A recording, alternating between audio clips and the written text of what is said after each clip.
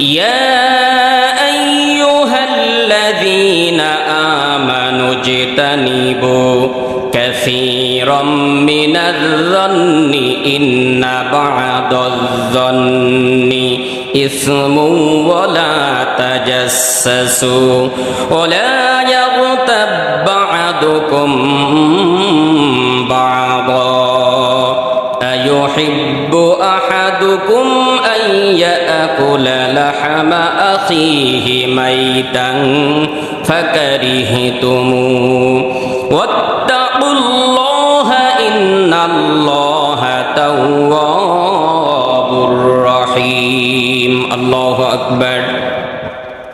আল্লাহ রাব্বুল আলামিন বলছেন, ইয়া আইয়ুহাল্লাযীনা আমানু, ও আমার পৃথিবীর মুমিনেরা, তোমরা যারা বিশ্বাস স্থাপন করেছ আমি আল্লাহ তাআলার উপরে, ইজতানিবু কাসীরাম মিনায-যন্নি ইন্না বা'দায-যন্নি ইসমুন ওয়া লা তাজাসসু, তোমরা একে অপরের প্রতি মন্দ ধারণা করো না, তোমরা সন্দেহ করো না এই ব্যক্তি কেমনে খায় কেমনে চলে, পোশাকটা পরিবর্তন কেমনে করলো, বিল্ডিং ছিল একতলা কেমনে দুইতলা করলো, গাড়ি ছিল একটা দুইটা কেমনে করলো, এই সন্দেহ তোমরা করো না, ধ্যান ধারণা তোমরা করো না। কারণ অধিকাংশ গুনার পিছনের মূল উৎসটাই হলো তোমাদের মিথ্যা ধারণা। আমাদের জীবনে চলতে ফিরতে বলতে যত প্রকার গুনাহ হয় তার অধিকাংশ গুনাহগুলোই সংগঠিত হয় এই যে ধ্যান ধারণা থেকে, সন্দেহ থেকে, ধারণা থেকে। কারোর প্রতি কোনো ধ্যান ধারণা, কোনো সন্দেহ করার কোনো সুযোগ আল্লাহ তাআলা আমাদেরকে দেন নাই।